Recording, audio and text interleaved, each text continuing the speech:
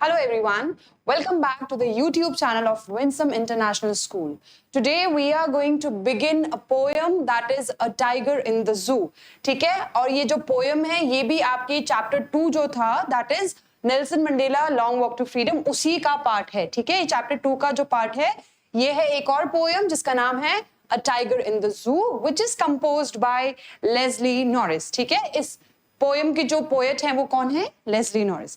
So before we begin with the poem start करने से पहले एक थोड़ा सा इसका कॉन्टेक्स्ट जान लेते हैं कि in what context this poem has been composed. क्यों लिखी गई है ये पोएम, मैसेज क्या देना चाहती है, what was the idea of the poet by writing this poem. ठीक है, ऑफ राइटिंग दिस पोएम क्या आइडिया था उनका.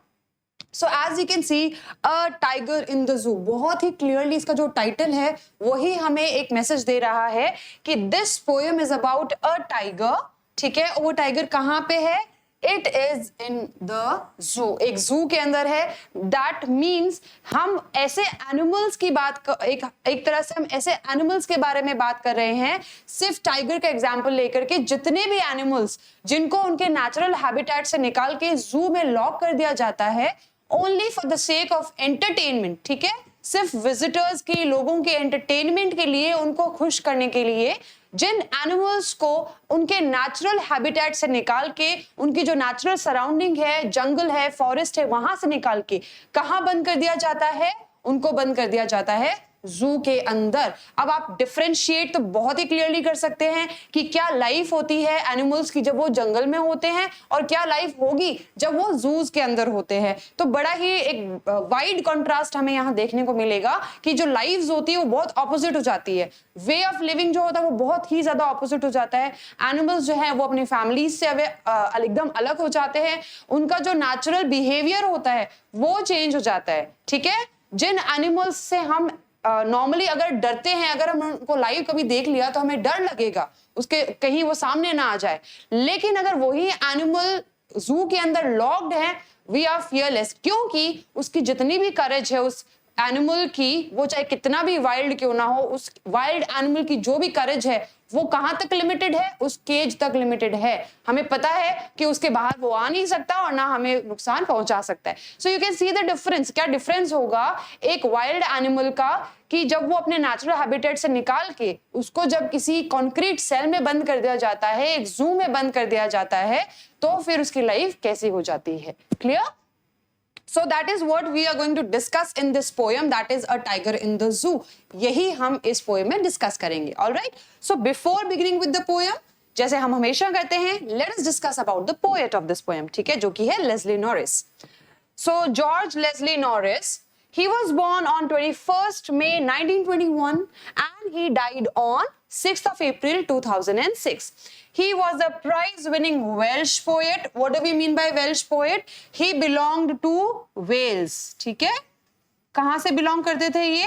वेल्स से बिलोंग करते थे, इसीलिए वेल्श पोएट. ठीक है, जैसे जो इंडिया से बिलोंग करते हैं वो इंडियन, वैसे ही जो वेल्स से बिलोंग करता है वो Welsh. Alright, so he was a Welsh poet and also a short story writer. ना ही सिर्फ वो पोएट्रीज लिखते थे बल्कि शॉर्ट स्टोरी राइटर भी थे.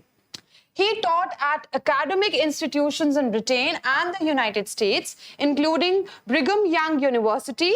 Norris is considered one of the most important Welsh writers of the post-war period and his literary publications have won many prizes. These are all the additional information that we are discussing right now.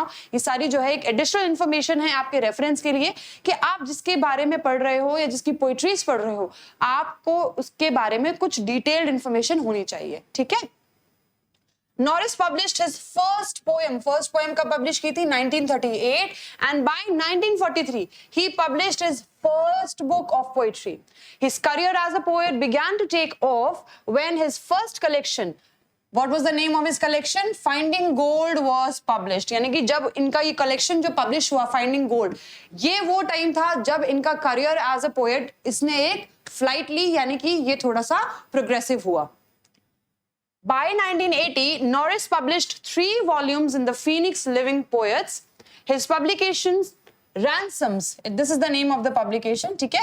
Ransoms had won the Poetry Society's Elise Hunt Bartlett Prize in 1970. So यहीं से जितने भी हमने इनके achievements पढ़े हैं उससे पता चलता है कि he was a very renowned poet. इनके दूसरे लिटरेरी वर्क्स के बारे में अगर डिस्कस करें क्या क्या और प्रोमिनेंट वर्क्स थे, इट वाज फाइंडिंग गोल्ड जो हमने डिस्कस किया, जिसके बाद इनका करियर पीक पे गया, the loud vendor, Phoenix Living Poet series, Ransoms in 1970, Holy Places in 1998, and many more to add. Clear? All right. So this was all about the poet. Now we are going to begin with the poetry, text of the poetry. अब हम जो है line wise इस poem को पढ़ेंगे और इसको समझेंगे कि इस poetry के अंदर पोएट ने किस तरह से ब्यूटीफुली इमेजिनेशन के बेसिस के ऊपर एक इमेजरी क्रिएट की है, और आप खुद फील करेंगे कि as if you are visioning it, आपको लगेगा कि आप वो चीज देख पा रहे हैं. इस तरह के वर्ड्स जो है वो यूज किए गए हैं. ठीक है, let us read. He stalks in his vivid stripes. तो यहां पे जो फर्स्ट स्टांजा जो है, they are talking about what kind of tiger, किस टाइप के टाइगर के बारे में बात कर रहे हैं. He stalks in his vivid stripes. Stalks का मतलब वैसे तो क्या होता है, फॉलो करना होता है, राइट? Stalk का मतलब क्या होता है, to follow. Alright. In his vivid, vivid का मतलब होता है ब्राइट कलर्ड. vivid का मतलब क्या होता है, bright coloured. I am sure you all have seen a tiger in, maybe on television or whatever media you have used, but you must have seen a tiger. So tiger कैसा लगता है, vivid stripes होती है, bright colored. ये जो नजर आ रही है यहाँ पे आपको ब्लैक कलर की, एकदम शाइन करती है ये जो स्ट्राइप्स होती हैं, और ये जो पट्टियां नजर आ रही हैं इनको स्ट्राइप कहते हैं. ठीक है, तो ये स्ट्राइप कैसी हैं, ब्राइट कलर्ड है. ठीक है, बहुत ही ज्यादा ब्राइट कलर है इसका. He stalks in his vivid stripes the few steps of his cage. यानी कि पता चल रहा है कि इस स्टांजा के अंदर किस टाइगर की बात हो रही है, टाइगर इन द जू.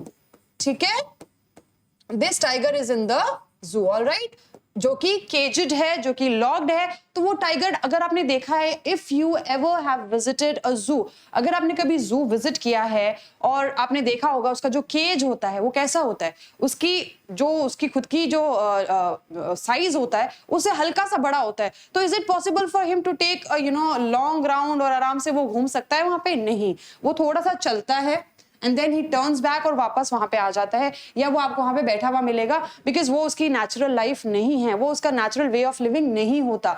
तो इसीलिए वो बता रहा है बस हेल्पलेसली जो है वो अपने ही केज के अंदर जो लॉक्ड है फ्यू स्टेप्स ही ले पाता है.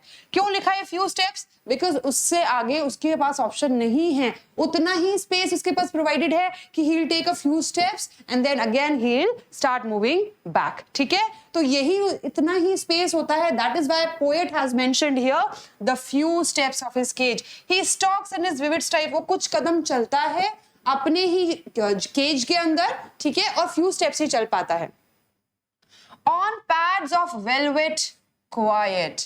पैड्स ऑफ वेलवेट, यहाँ पे पैड्स किसकी बात हो रही है, टाइगर के जो पॉज होते हैं. ठीक है, यानी इसके अगर आपने ये जो पॉज देखे हैं तो ये कैसे होते हैं, दे लुक लाइक वेलवेट. कैसे लगते हैं, जैसे कि वेलवेट है, इतने सॉफ्ट नजर आते हैं वो. ठीक है, तो यहाँ पे ये कंपैरिजन किया है. Children, we are also going to discuss the figure of speech. जितने भी figures of speech, poetic devices इस पोएट्री में यूज हुए हैं वो we will discuss at the end of the chapter, जब at the end of the poem. जब ये पोएम पूरी एंड हो जाएगी उसके बाद में हम लोग जितने भी पोएटिक डिवाइसेस यहाँ पे यूज हुए हैं वो हम डिस्कस करेंगे. ठीक है, तो अभी इसीलिए I am not going deeper into it. अभी ज्यादा हम गहराई में ये डिस्कस नहीं कर रहे कि कौन सा पोएटिक डिवाइस यूज किया है, अभी हम सिर्फ एक्सप्लेनेशन जान रहे हैं. ठीक है ना. So on pads of velvet quiet in his quiet rage. बताया है कि वो किस तरह से चल रहा है, वो चल रहा है चुपचाप अपने गुस्से को अंदर दबाए. क्योंकि because you all know that tiger is one of the ferocious animals, जो बहुत ही ज्यादा वाइल्ड होता है. अगर वो नेचुरल हैबिटेट में होता है, अगर वो जंगल में होता है, it's a very dangerous animal. बहुत फेरोशियस होता है, बहुत ही खतरनाक होता है. लेकिन उसका जो ये गुस्सा है, क्या वो अभी केज में किसी को दिखा सकता है? क्या किसी पे वो अपना गुस्सा निकाल सकता है? नो।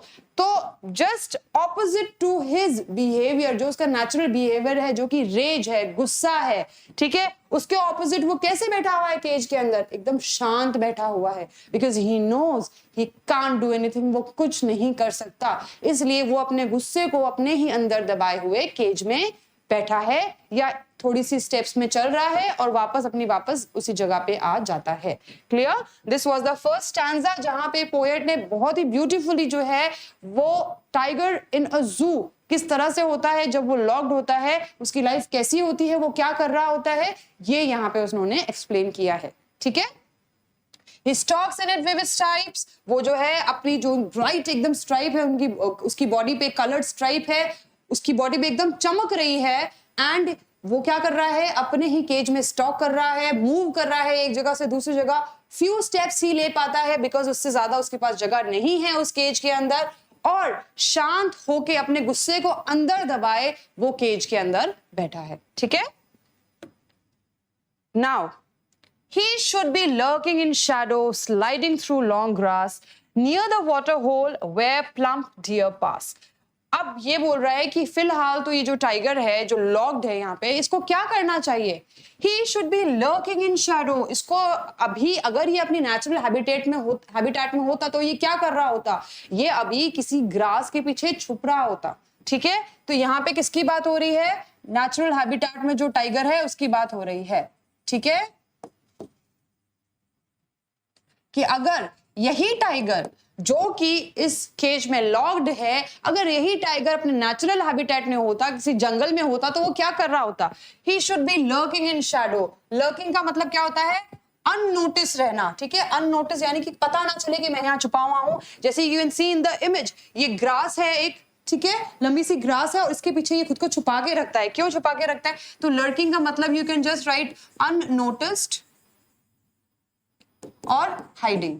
ऑलराइट, ये नहीं चाहता कि कोई इसको नोटिस करे बिकॉज ये छुपा हुआ रहना चाहता है। कहां पे?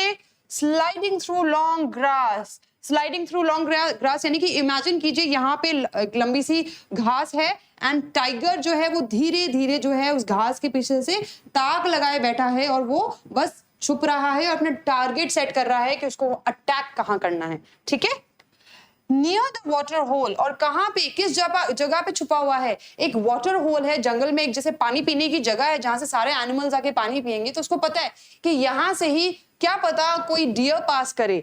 प्लम्प, प्लम्प का मतलब चबी, जो काफी मतलब मोटा ताजा हिरन वहां से अगर निकलेगा तो tiger would be ready to attack it. ठीक है, सो प्लम्प का मतलब you can write chubby, full shaped. Alright, अच्छा खासा उसके अंदर जो है वो उसकी बॉडी होगी, उसके अंदर फ्लैश होगा बहुत सारा, जो टाइगर जो है उसको क्या कर पाएगा? It will be able to devour it, खा पाएगा उसको। तो अभी इसीलिए बताया है यहाँ पे कि अगर यही टाइगर अपने नेचुरल हैबिटेट में होता तो ये जंगल के अंदर घास के पीछे छुप के अपना टारगेट सेट कर रहा होता किसी वाटर होल के पास में, जहां से कोई हिरन पास करता और ये उसको अटैक कर पाता। ठीक है, He should be snarling around houses at the jungle's edge. और वो क्या कर रहा होता? Snarling. Snarling का मतलब होता है एक warning sound. If you have ever heard, अगर आपने सुनी है टाइगर की एकदम लाउड वॉइस, एकदम रेज के अंदर, गुस्से के अंदर जब वो दहाड़ता है, उसको क्या बोलते हैं? स्नार्लिंग। तो स्नार्ल का मतलब क्या होता है? It's a warning sound. ठीक है, to make an announcement that yes I am here. all right, so it's kind of a warning sound. तो ये एक warning sound है जो टाइगर कहाँ कर रहा होता? at the jungle's edge, यानी कि जो भी आउटस्कर्ट्स, जंगल के आउटस्कर्ट्स में जो भी गांव बने हुए हैं छोटे छोटे, तो अभी ये वहां तक पहुंच गया होता। bearing his white fangs, bearing का मतलब क्या होता है? uncovered. bearing का क्या मतलब होता है? uncovered या फिर exposed। ठीक है, his white fangs, fangs क्या होते हैं? Can you see this? ये जो इसके जो टीथ है जिससे ये जो फ्लैश जो है वो आराम से डेवर कर सकता है, इसको फैंग्स बोलते हैं, जो बड़े वाले हैं कैनाइंस टाइप। ठीक है, तो इनको फैंग्स बोलते हैं। तो ये जब दहाड़ता है तो क्या नजर आता है, इसके फैंग्स नजर आते हैं, और यही काफी होता है किसी भी इंसान को डराने के लिए, ठीक है। तो व्हेन इट स्नॉल्स, जब ये वार्निंग साउंड क्रिएट करता है, प्रोड्यूस करता है, तो पूरा गांव जो है उसमें क्या सिचुएशन हो जाती है, his clause terrorising the village, अपने पंजे दिखाता है ये, ठीक है, जिससे पूरा गांव जो है वो डर जाता है, ठीक है। पूरे गांव को क्या कर देता है, ये डरा देता है, खौफ पैदा हो जाता है सबके दिलों के अंदर कि हाँ टाइगर आ गया है, अब कुछ भी हो सकता है, ठीक है।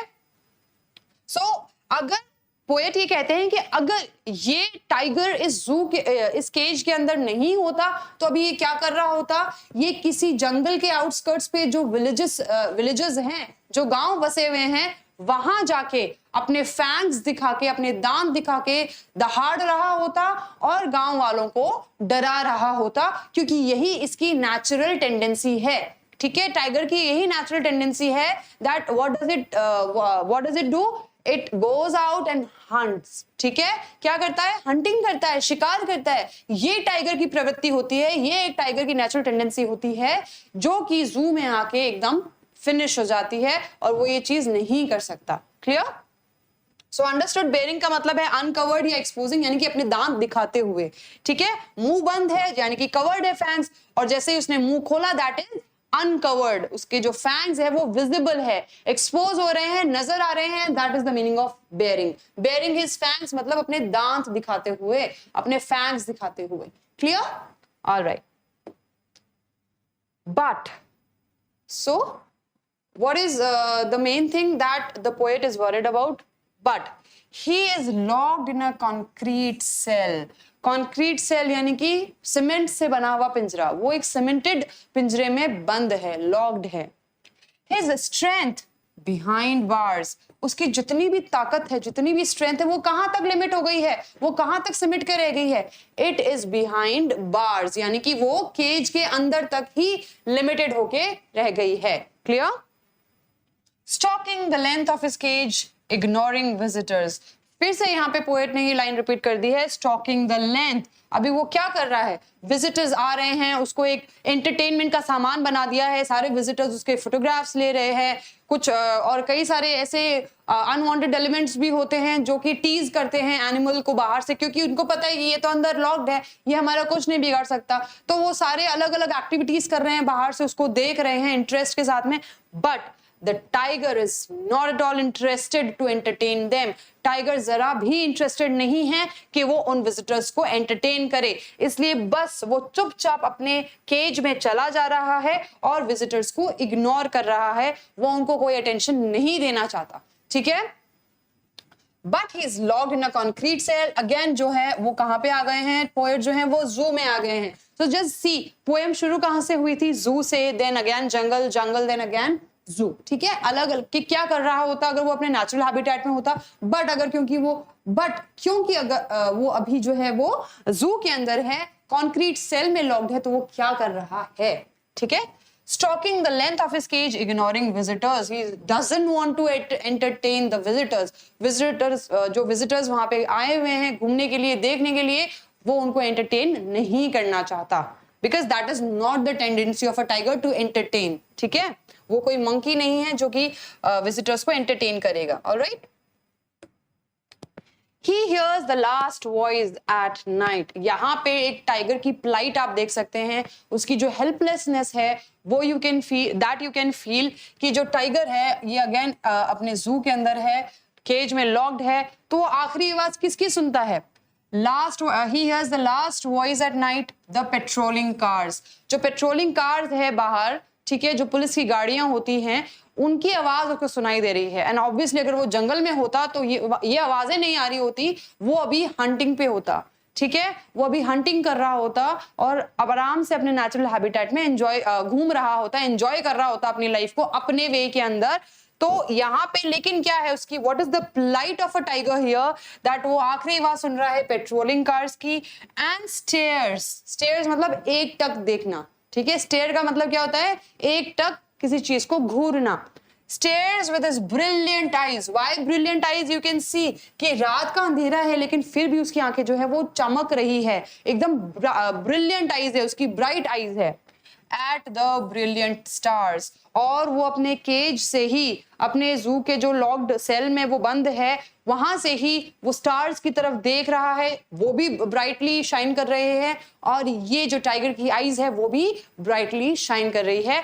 Helplessly it is looking at the stars. All right, so that is what the poet wanted to explain us in this poetry, कि यहाँ पे जो टाइगर है, या फॉर इंस्टेंस अगर हम बात करें जितने भी जानवर हैं जिनको नेचुरल हैबिटेट से जू के अंदर लॉक कर दिया जाता है, यही उनकी सेम पेन होता है, सेम प्लाइट होती है कि वो लोग अपने नेचुरल हैबिटेट में एंजॉय नहीं कर सकते और हेल्पलेसली उन्हें वहां का हिस्सा बनके रहना पड़ता है, because they are left with no other option. उनके पास और कोई ऑप्शन नहीं होता.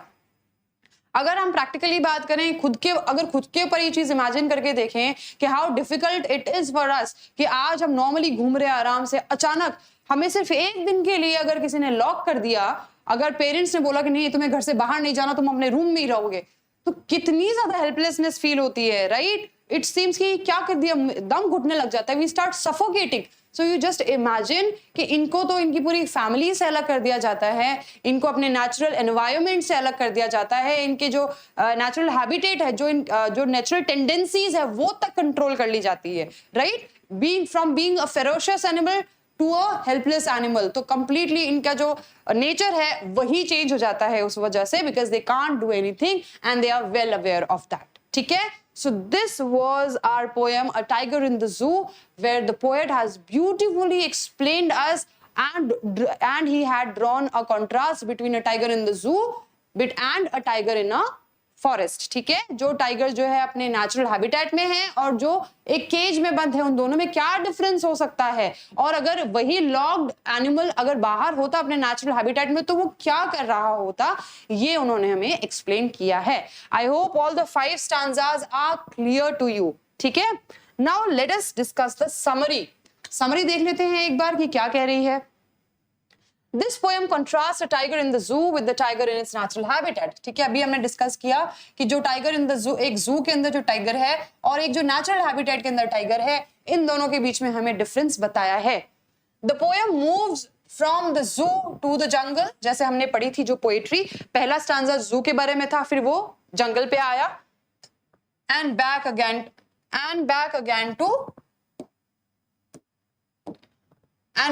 to the zoo. ठीक है? जू से स्टार्ट हुआ, फिर जंगल के बारे में बात हुई, फिर वापस जो जू का था लास्ट के अंदर उसके बारे में बात हुई.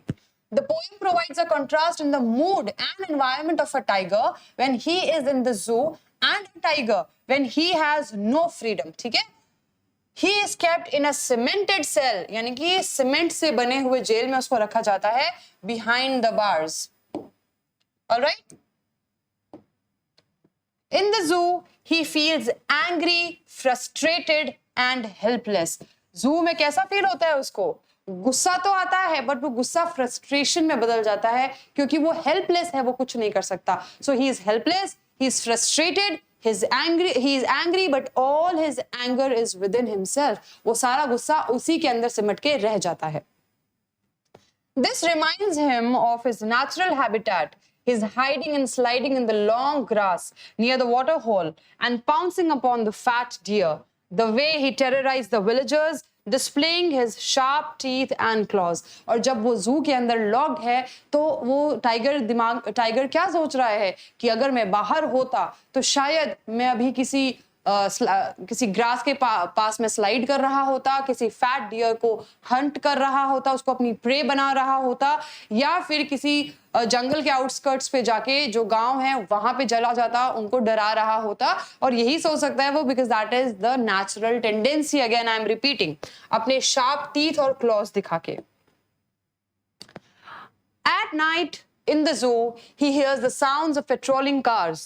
The tiger in the zoo appears helpless as to be a mere showpiece and source of entertainment. यानी कि जू के अंदर उसको कैसा फील करवाया जाता है, किस तरह से ट्रीट किया जाता है, जैसे कि वो एक शो पीस है, जैसे कि वो एक सोर्स ऑफ एंटरटेनमेंट है लोगों के लिए.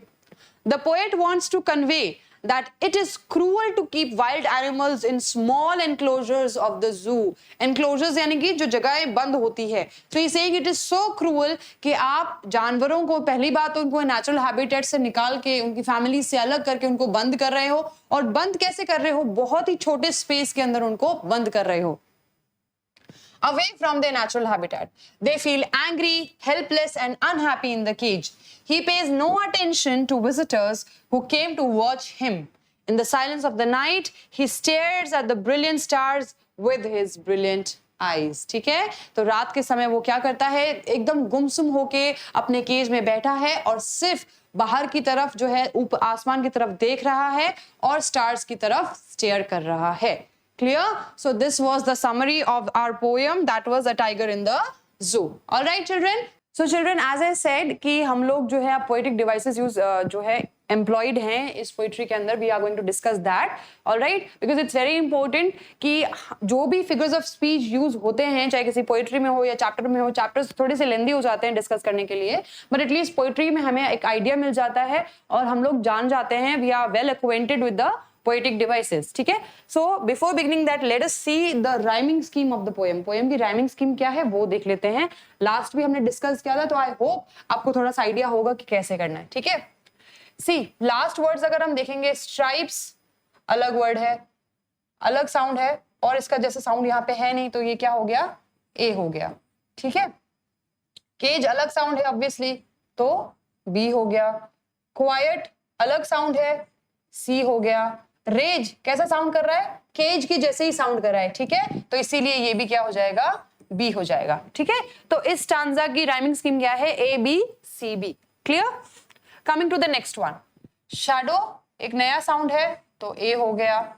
Grass again a new sound, B हो गया क्योंकि ग्रास शैडो से राइम नहीं कर रहा. होल साउंड से किसी से राइम कर रहा है, इन दोनों में से नहीं कर रहा तो ये अगेन सी हो गया.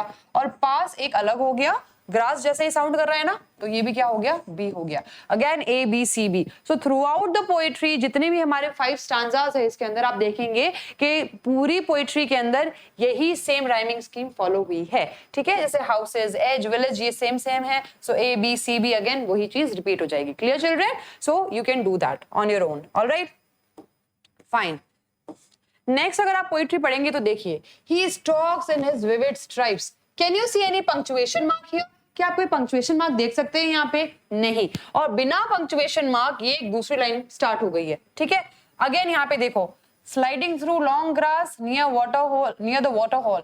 Can you see any punctuation mark यहाँ पे? No, there is no punctuation mark here, and without any punctuation mark the line is continued to the next one. ठीक है? बिना किसी पंक्चुएशन मार्क, कोई कॉमा नहीं है, कोई फुल स्टॉप नहीं है, उसके बिना ही ये दूसरी लाइन कंटिन्यू चल रही है और यहाँ पे आके एंड हुई है.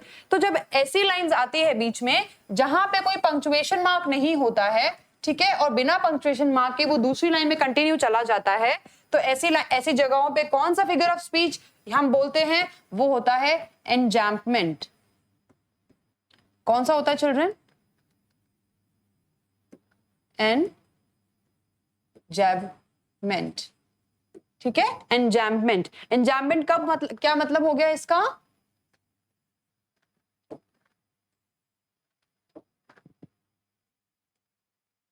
Continuing to a next line, continuing to the next line without any punctuation mark. Without any punctuation mark. All right? बिना किसी punctuation mark के दूसरी लाइन पे कंटिन्यू लाइन आते रहना, उसको हम क्या कहेंगे? एनजैम्पमेंट कहेंगे, जहां पे कोई भी पंक्चुएशन मार्क नहीं है. क्लियर? तो ये कुछ लाइंस मैंने आपको बता दी, यहाँ पे एनजैम्पमेंट है. ठीक है? और राइमिंग स्कीम क्या है इसकी, जो अभी हमने डिस्कस की थी?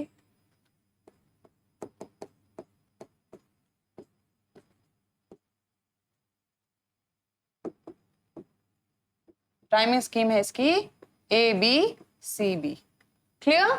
थ्रू आउट पोइट्री यही राइमिंग स्कीम आपको देखने को मिलेगी. All right. He stalks in his vivid stripes. अब आप कुछ अगर आपने यहाँ पे कुछ नोटिस किया है तो एस का साउंड जो है वो रिपीट हुआ है। ये स्टॉक्स, स्ट्राइप्स, स्टॉक्स और स्ट्राइप्स, ये दोनों साउंड क्या हुआ है, एस का साउंड है जो कि रिपीट हुआ है एक ही लाइन के अंदर। तो जब इस तरह से किसी भी एक लाइन के अंदर एस का साउंड रिपीट होता है, यानी कि एस जो है वो फर्स्ट इनिशियल होता है किसी भी वर्ड का और वो एक सेम लाइन के अंदर आता है, तो कौन सा फिगर ऑफ स्पीच यूज होता है, that is consonance. What is that, consonance. ठीक है, तो यहां पे आप देख सकते हैं स्टॉक्स, स्ट्राइप्स, तो कौन सा फिगर ऑफ स्पीच हो गया, this is consonance. Clear? The few steps of his cage on pads of velvet quiet. All right. यहाँ पे you can say pads of velvet quiet. All right. Pads of velvet quiet. That means उसके जो paws है, paws यानी कि पैर जो हैं, उसके पंजे जो हैं, सो जो उसके paws हैं वो कैसे हैं, वो velvet जैसे लगते हैं। ठीक है, सो पैड्स, उसके जो paws को किससे कंपेयर किया गया है, वेलवेट के साथ में कंपेयर किया गया है। तो यहाँ पे एक कंपैरिजन है। तो आपको पता है कंपैरिजन के लिए दो फिगर्स ऑफ स्पीच होते हैं, सिमिली और मेटाफर। सिमिली में क्या होता है, यूज ऑफ लाइक एज, या तो लाइक का यूज होता है या एज का यूज होता है। For example, as sweet as honey, alright, she looks like a princess. So like और एज का जब यूज होता है वो सिमिली होता है, लेकिन जब ऐसा कंपैरिजन हो जहां पे ना तो लाइक का यूज हो और ना ही एज का यूज हो, एक वो इनडायरेक्ट कंपैरिजन कर रहा हो, तो वहां पे क्या होता है, इट इज मेटाफर। ठीक है, तो यहाँ पे अगला कौन सा आ गया, this, in this line it is metaphor. Clear children? ये कौन सा फिगर ऑफ स्पीच है, दिस इज मेटाफर, क्योंकि यहाँ पे क्या हो रहा है, कंपैरिजन हो रहा है। Clear children? We are making a comparison between the paws of a tiger and velvet.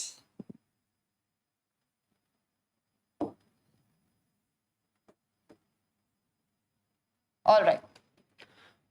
In his quiet rage, did you observe something? क्या आपने कुछ observe किया? Quiet का मतलब होता है शांत और rage का मतलब होता है गुस्सा, शांत गुस्सा। दो ऑपोजिट, एक वर्ड को डिफाइन करने के लिए एक ऑपोजिट एडजेक्टिव का यूज किया गया है। ठीक है, गुस्सा कैसा है, शांत गुस्सा है। ठीक है, तो जब ऐसे वर्ड्स यूज होते हैं, किसी वर्ड को डिफाइन करने के लिए उसका ऑपोजिट एडजेक्टिव लगाया जाता है, ऑपोजिट वर्ड लगाया जाता है, वहां पे कौन सा फिगर ऑफ यूज होता है, स्पीच यूज होता है, वहां पे यूज होता है ऑक्सीमोरॉन। क्या होता है, ऑक्सीमोरॉन। तो ये बड़े ही न्यू आपके लिए न्यू वर्ड्स है, आई नो, बट आपको पता होना चाहिए because they are very helpful. और क्वेश्चन में जब आप पोएट्री के साथ में ये चीजें लिखते हैं, it creates a great impact. ठीक है, तो जब ये जो वर्ड है क्वाइट, ऑपोजिट है किसका, रेज का। रेज क्या होता है, गुस्सा। शांत गुस्सा कैसे हो सकता है, लेकिन पोएट ने यहाँ पे क्यों डिस्क्राइब किया है, क्योंकि वो हेल्पलेस है, वो कुछ कर नहीं सकता, इसीलिए वो अपना गुस्सा कंट्रोल करके केज के अंदर लॉक्ड है। क्लियर? सो ऐसे जब एडजेक्टिव्स, ऑपोजिट एडजेक्टिव्स आ जाते हैं किसी वर्ड और किसी अपने ही ऑपोजिट वर्ड को डिफाइन करने के लिए, तो क्या वहां पे कौन सा फिगर ऑफ स्पीच यूज होगा, ऑक्सीमोरॉन यूज होगा। Clear? Alright. He should be lurking in shadow. ठीक है, तो आपको पता है जब कोई भी साउंड जो है, अगर एस होता तो कॉन्सोनेंट होता, सिर्फ एस होता तो स साउंड, लेकिन साउंड क्या है यहाँ पे, श साउंड है, तो यहाँ पे क्या हो जाएगा, एलिट्रेशन। क्लियर? क्या होगा यहाँ पे, श साउंड का रेपिटेशन है, क्या होगा, alliteration. Clear? Sliding through long grass near the water hole where plump deer pass. P. फिर से दो साउंड रिपीट हुए हैं एक ही सेंटेंस के अंदर। ठीक है, P साउंड रिपीट हुआ है, तो ये क्या है, again this is also alliteration. P भी रिपीट हुआ है, plump deer pass, प, so this is also alliteration. ठीक है, he should be snarling around houses at the jungle's edge, bearing his white fangs, his claws terrorizing the village. Snarling क्या है, sound है। तो जब भी कोई साउंड आता है, किसी भी पोएट्री में, किसी भी वर्क में कोई साउंड आता है, और वो साउंड यहाँ पे एक्सप्लेन की, फॉर एग्जाम्पल स्नेक का साउंड क्या होता है? हिसिंग, हिस। तो वो हिस जो है वो एक साउंड है, ठीक है। तो जब ऐसे साउंड्स किसी भी पोएट्री में यूज होते हैं तो वहां पे कौन सा फिगर ऑफ स्पीच यूज होता है? स्नार्लिंग के लिए, because this is a sound. Writing here this is a sound. जब भी ऐसे वर्ड जो कि साउंड डिनोट करते हैं और वो आ जाते हैं किसी पोएट्री के अंदर, तो बड़ा ही टिपिकल सा वर्ड है, but it's very interesting. It's onomatopoeia.